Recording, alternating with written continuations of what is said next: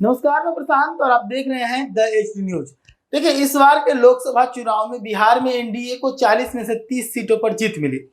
इन 30 सीटों में से 4 सीटों पर राजपूत सांसद के तौर पर चुन के आए।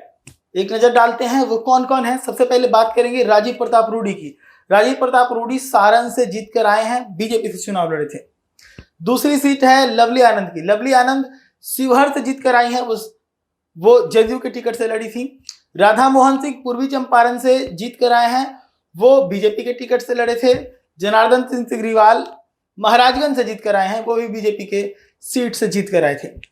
ये 4 सांसद हैं जो बिहार से चुन कर आए लोकसभा के चुनाव में। लेकिन जब बिहार से मंत्री चुने गए, मंत्री के तौर पर शामिल किया गया, तो उनमें से एक भी राजपूत का चेहरा नहीं था, जिसको लेकर अब एक नई कंट्रोवर्सी बिहार के अंदर शुरू हो रही है। राजपूत समाज के अंदर एक असंतोष देखने को मिल रहा है। इसको लेकर राजपूत समाज के लोग कई तरह पे सोशल मीडिया पे भी पोस्ट डाल रहे हैं कि राजपूतों को नजरअंदाज किया जा रहा है।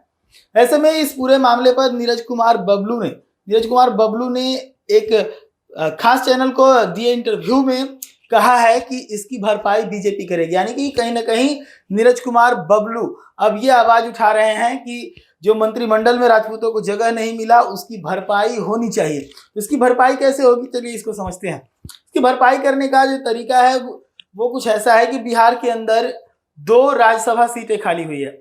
एक विवेक ठाकुर की, जो कि नवादा से लोकसभा का चुनाव लड़कर जीते हैं, तो दूसरी मीसा भारती की, जो पाटलिपुत्रा से चुनाव लड़कर जीते हैं। ये दोनों ही राज्यसभा के सांसद थे, लेकिन दोनों लोकसभा में चुने गए हैं, तो अब दोनों को इस्तीफा देना है। दोनों को इस्तीफा देने के बाद 2 राज्यसभा की सीटें खाली होगी। तो नीरज कुमार बबलू की माने तो इन दोनों सीटों में राजपूत को डालकर जो है वो इसकी भरपाई की जा सकती है। मैं आपको बताऊं कि इस वक्त जो मंत्रिमंडल है, इस मंत्रिमंडल में अगर देखा जाए सवर्ण कोटे यानी जनरल कैटेगरी से अगर देखा जाए, तो इसमें 3 मंत्री हैं, ललन सिंह, गिरिराज सिंह और सतीश चंद्र दुबे। ये 3 मंत्री हैं जो फॉरवर्ड कैटेगरी से आए हैं।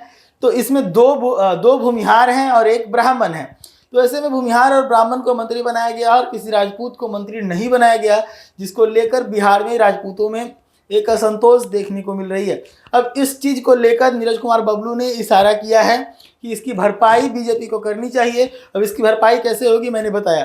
मैं आपको बता दूं कि बिहार में राजपूतों की संख्या तकरीबन 3% से ज़्यादा है, लेकिन इसके बावजूद जो राजपूत है बिहार में चुनाव में एक बड़ा फैक्टर बनते हैं। कई सीट ऐसे हैं जहां पर राजपूत जो है लगातार जीतते रहे हैं। इस बार के लोकसभा चुनाव में भी अगर आप देखेंगे तो सोचिए, 40 में से 30 सीटें बीजेपी ने जीती है, 30 में से 4 राजपूत समाज के चेहरे ही चुन कर आए हैं। तो ये एक बड़ा आंकड़ा है राजपूतों का यहाँ पर। और इसके बावजूद अगर मंत्रिमंडल में जगह नहीं मिलता, तो जो असंतोष यहाँ के मतदाताओं में बनेगा, इसका खामियाजा कहीं ना कहीं बीजेपी को भुगतना पड़ेगा। क्योंकि अगर देखा जाए तो राजद को लेकर, लालू परिवार को लेकर राजपूतों का एक बड़ा वोट बैंक जो है वो राजद विरोधी वोटिंग करता है। इसके चलते बीजेपी को कई सीटों पर फायदा मिलता है। लेकिन ऐसे में अगर नाराजगी होगी राजपूत वोटर्स में, तो बीजेपी को आगामी विधानसभा चुनाव में संभव है कि कुछ बड़ा नुकसान झेलना पड़ेगा। देखने वाली बात है कि इस नाराजगी को बीजेपी दूर कैसे करती है। क्या नीरज कुमार बबलू के बताए इशारों पर राज्यसभा सांसद के तौर पर किसी को चुना जाता है? हालांकि जो राज्यसभा सांसद के पद होंगे वो उपचुनाव के पद होंगे।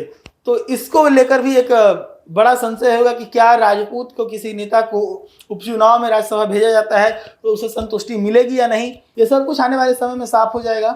जुड़े रहिएगा द एच न्यूज के साथ। धन्यवाद।